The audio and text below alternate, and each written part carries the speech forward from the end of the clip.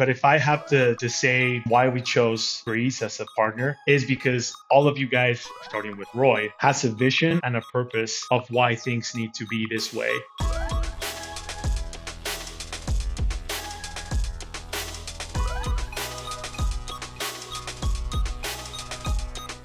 Hello and welcome to Shoot the Breez Building in Bitcoin, the series in which we speak to the founders building the future of money.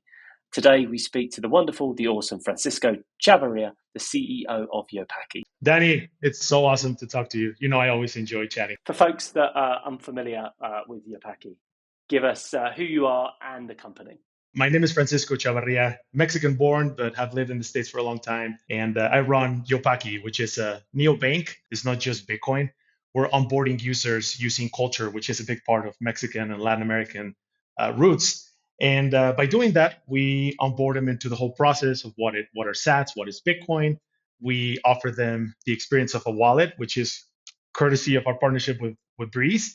And then after that, once we see the price goes up, which is the best marketing we have, we help them into their first purchase and selling and conversion into Bitcoin. Obviously, you mentioned about the Mexican roots. What's the story behind Yopaki? You know, like many of us Bitcoiners, I come from a very fiat background.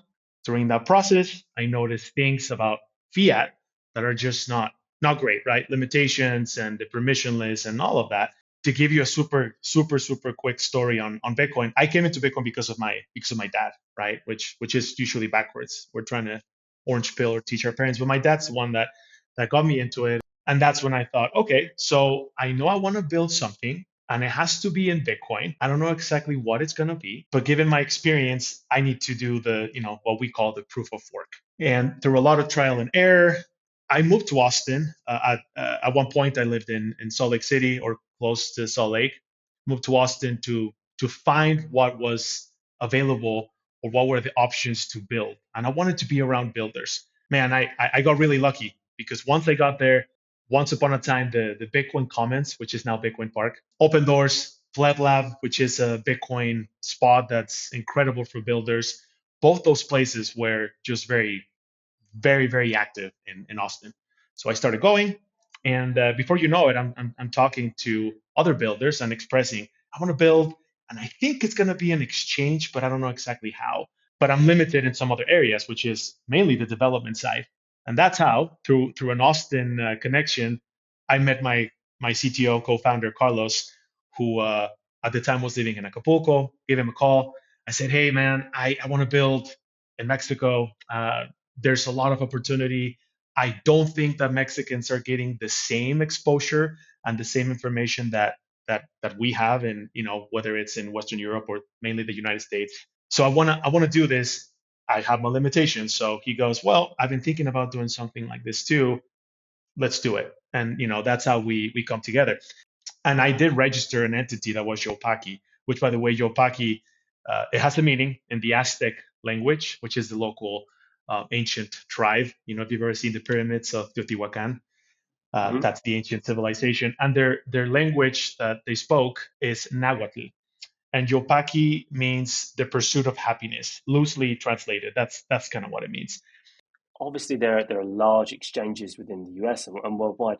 Why do you think that Mexico was missed out in that story, and why do you think that naturally led to Yopaki? Yeah, that's actually an excellent point. And that was one of the, I think, in my opinion, that was one of the first things that we saw that value was missing that we could provide. You're right. There are many exchanges here in Mexico and Latam, but they do not focus on the Bitcoin mission, right? So we did notice a gap. There are Bitcoiners in Mexico, but they're getting fed additional noise, whether it's at the time the ICOs and then the NFTs and some other garbage. And one of the initial mission statements we had was for crypto payments and NFTs, you can use Bitso. For Bitcoin only, you use Yopaki. That was one of the earliest, like, hey, what's the value prop and why are we valuable? Why are we different than the others? And why are people going to pay attention to a Bitcoin only place? But how did this product development go? Because going from an exchange now to the multiple layers that you've got as well, I say my mum is a big fan of Yopaki. She uses it every day. I'm going to give her a shout out. Danny's But mom. Danny's Danny's mom. Thank mum. you. Yeah. Yeah. But no, but that journey, I think people would be interested in that. How did you get to where you are now then? Ooh, yeah. That's a loaded question. Let's start with the Loteria part. So before the actual exchange idea, when I was still trying to explore things to do with Bitcoin, I did have once upon a time the idea of, oh man, someone should come up with a Bitcoin Loteria for Mexico and Latam, but really mainly Mexico, right? Because it's 100% of the population knows this game here. Okay. And I remember starting when I started to brainstorm the possibilities of the game. There's 54 cards, so there's 54 options of using memes and concepts and white paper and different personalities within the Bitcoin space. And again, this is literally just the physical board game, right? Then fast forward, and the opportunity to start building an exchange came up. So leave this project aside, and then as we go through the steps of, are we going to have the team? Are we going to have the budget? Do we have the time? Do we have enough access into the Bitcoin network to really make this happen? And I think I've shared this before too, or if not, you're getting an exclusive here. But so there's NIDIG started a Bitcoin accelerator, right? Wolf, based out of New York. And once upon a time, I reached out to them, wanted to become part of their cohorts, sat down, had multiple discussions, and we made it to a final round. And as it's the case with a lot of startups, we got back the good team. Seems like you have the right ideas, good strategy, but you need something else. It's still early, and the feedback was, I mean, it was harsh, man. I mean, you know how it goes. And it wasn't just, oh, you should do this. It was more of, I don't know what it is, but you need something else. So, Loteria, wait, could it be? Could it potentially be a path for for people to play and then grant them sats because they don't know what a sat is? Then we introduce Bitcoin concepts. Okay, so that will be a good step for the journey. And then what about having those sats and be used? Oh, great. Well, how are they going to use them? Well, I mean, they should be transferred into a wallet, right? Oh, cool. Well, these people have never used a wallet. Okay, let's integrate it. That's where you guys come in, right? Because we have never built a Lightning wallet. And thank goodness Breez has the SDK because it really made it super easy. And I'm pretty sure we can get into that more. But okay, so journey of a new Bitcoiner through Yopaki. Hey, here's this game that you've seen and loved for a long time. Have you heard of Bitcoin? Yeah, of course, but it's too complicated. Well, play Loteria, and they're going to give you 100 sats. But why? Just because they want to get your attention. Okay, but there's something else. Well, of course, there's a journey. So you earn the sats, you can transfer those sats into a wallet. And then what can I do with that wallet? Well, you can use it. Really? Yeah, you can use it. You can use it in Bitcoin stores, or in Mexico, we offer users the ability to convert the Bitcoin or the sats into pesos. So they can just send it straight to their bank account, just like that. Or they can go to a taco stand in the corner and pay with that. Okay, cool. So man, this is amazing. Hey, I noticed that this app is giving me the experience of earning sats, using a Lightning wallet for the first time, and then use. You know what? I want to buy some. Can I? So that's the ultimate, right? So the ultimate goal of the journey would be go from having fun into learning a Lightning wallet and then buying from us. That would be the ultimate experience, or ideally the experience of a Bitcoiner using Yopaki. Why do you think this is working? And it sounds as though culture plays such a big part of Yopaki's Mm-hmm. development and now kind of brand. I'd love to hear why you think or how you landed on Yeah, culture. yeah. Sometimes, and I guess I'm going to speak as a marketer, right? Mhm. Sometimes a brand develops maybe in a direction that you didn't anticipate. So, for example, in our case, before the exchange and before Loteria, we did launch Mexico's first Bitcoin only conference, non-technical conference back in 2023. And during this event, we did we flashed the Bitcoin logo and fix the money, fix the world into the central bank of Mexico.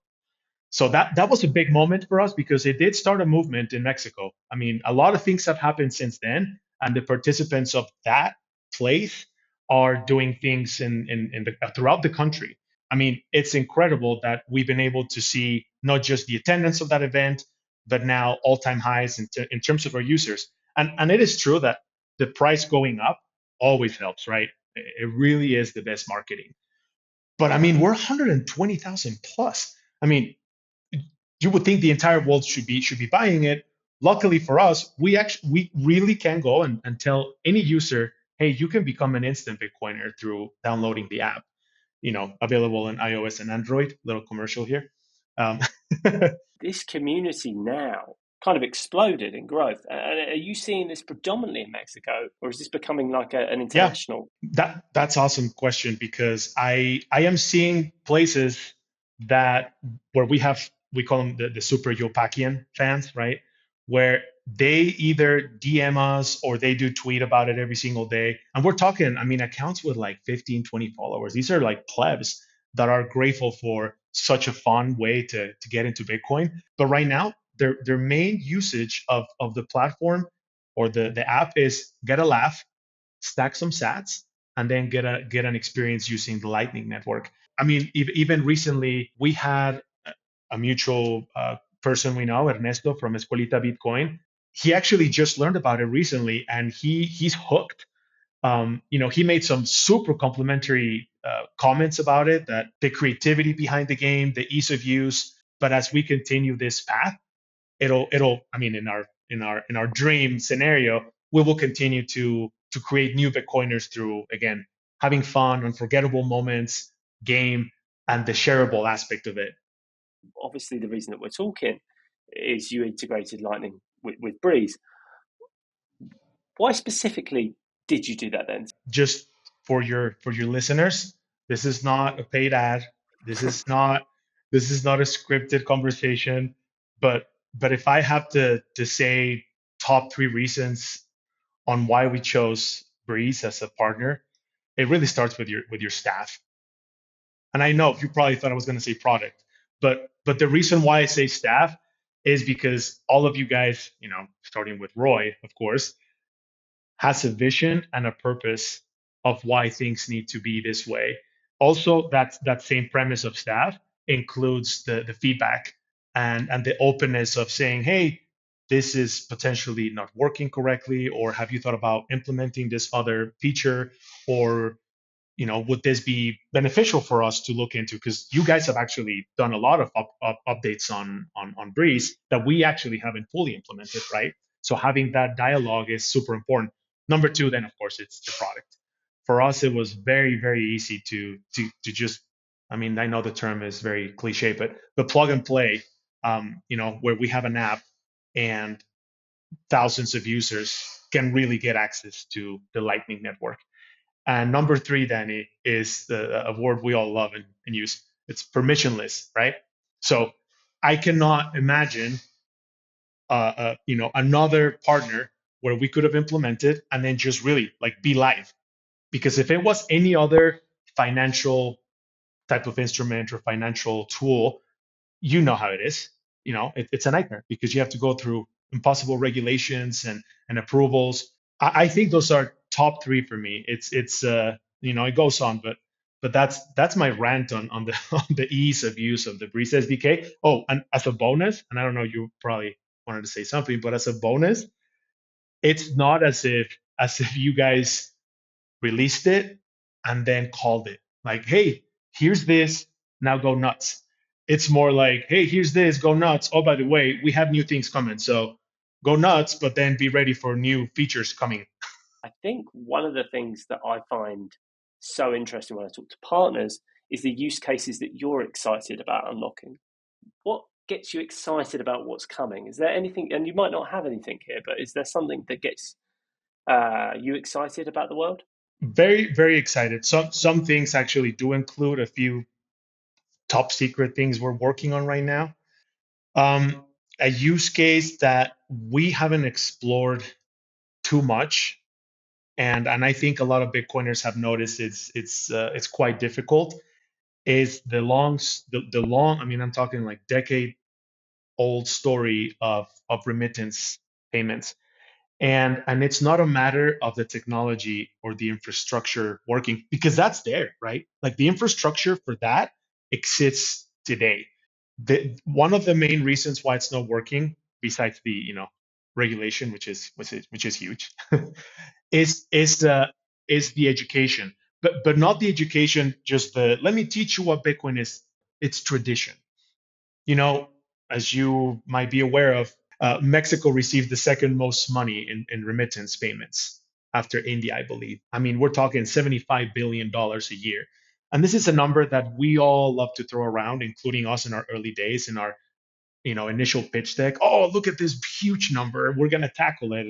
And then you find out that it's not just about the payment rails, the infrastructure. It's about the tradition. A lot of the people doing these types of transactions, they're willing to spend 35, 40 minutes in a line and be charged anywhere from 5 to 12% on the sending part. Then the receiver has to wait. It's not as long as it used to be, by the way. That's exaggerated. People can get their money pretty quickly now on fiat rails, but they also have to pay a fee on the receiving end. So they're getting screwed, right?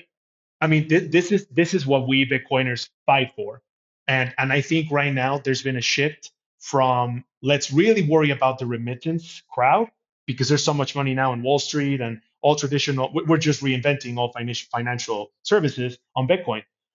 But I think in a really positive outlook, that's where I would like to be at one point, right? Because right now we really are serving more medium, upper class, high net worth individuals, and then of course the curious people that get into Bitcoin because of Lotería and whatnot. So I don't know if I maybe went a little rant on that, but What would you say is the Yopaki user? so it's three groups, um, with our primary group truly, I mean, being medium, upper class, users, high net worth individuals for the purchase of Bitcoin. Then we have the one spectrum of those users. And these guys are actually not super interested in stacking the 100 sats, right? They always like the game because ironically it is a cultural thing, but that's one group. Then we have the ultra Bitcoiners, including plebs. If I were to share with you the list of people that I've received DMs from in the space, like the people that just like, oh man, I can't believe this is such and such. Do not reveal numbers or names because I don't know how they would feel. But like, oh man, you play this game? That's a really humbling moment of okay, so we're on the right track.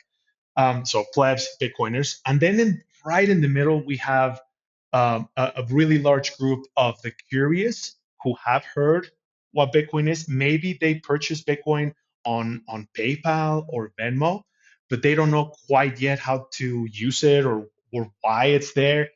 um, I think for us right now, this middle group is important. And for example, your mom, my mother-in-law, my sisters, cousins, they actually fall under this group too. They've heard about it, they know, they probably bought a little bit, but how do you really turn them into a habit of checking, but really becoming more interested? I mean, yeah, again, price goes up is great marketing, but not just that. Just the first time you have to move money for a payment, and you get rejected by your bank or by a landlord, or there's some sort of issue, the first time you really have that problem and that frustration, it's when Bitcoin clicks in a way that screw this.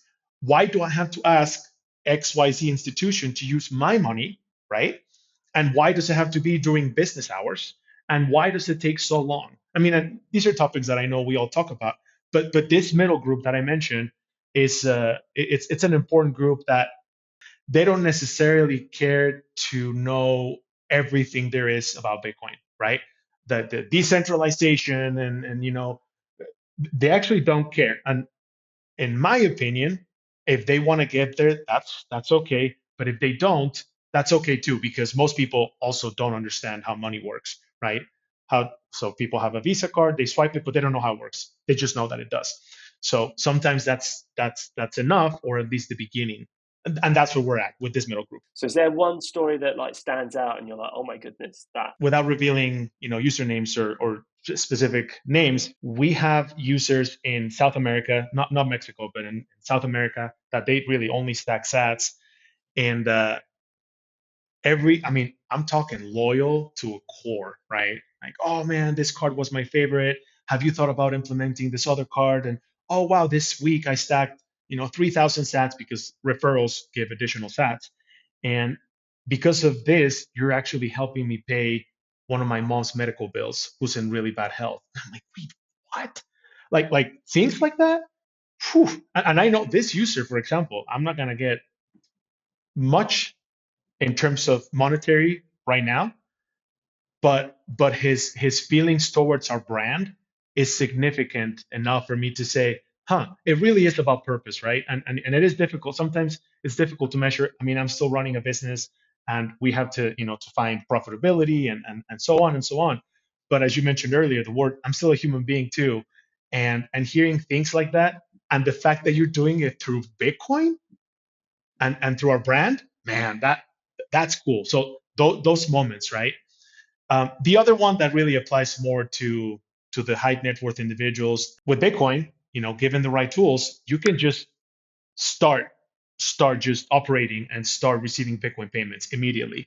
So that's one that I think, not so much slowly. I think throughout the next 18 months, we're going to accelerate this big time here in Latam and in Mexico. So it's important that we set those foundations right now. And yeah, normally, as you know, I live in Austin, but I'm in Mexico right now. So seeing and hearing these types of stories, um, man, is just powerful. What do you think the future of Bitcoin looks like within Yopaki? And I'm talking specifically about the medium of exchange here. I do see it as a medium of exchange. There's nothing I think about more besides my family than Bitcoin. But then when you go and talk to the people really using it, the projects that work on the circular economies, how do we scale that, right? How do we scale that? There is something to say, Danny, about having the experience, right? I mean, I think one thing is to read about it, how much is the SAT worth and how much is Bitcoin worth, but then actually use it. So one thing that we announced earlier this year was a Bitcoin Lightning Payments coffee tour that we're going to be doing throughout, the U.S. and Mexico. The purpose of this is come have a free coffee on Yopaki, but for you to actually get the free coffee, you need to have a Lightning wallet. Oh, I don't even know what that is. Well, download it. Download our wallet. Once you do that, you will get, 5 sats. And then you need to use that in order to get the free coffee. That experience of like that, doing that transaction for the first time, it's not just me telling you, oh, Bitcoin's great, use it. You're getting something in return, right? You're getting an experience. You're gonna have, you know, a coffee, which everybody loves coffee, or most people love coffee, hot chocolate for the kids. Um, and it creates a memory. So a memory, tying it back to culture and tying it back to our branding, it goes beyond just the, Bitcoin is amazing, it's the best asset we've ever had. It has to go into more layers than just that. What's next for Yopaki? I'm excited about our upcoming website redesign. Looking more, into the 18 months to 2 years.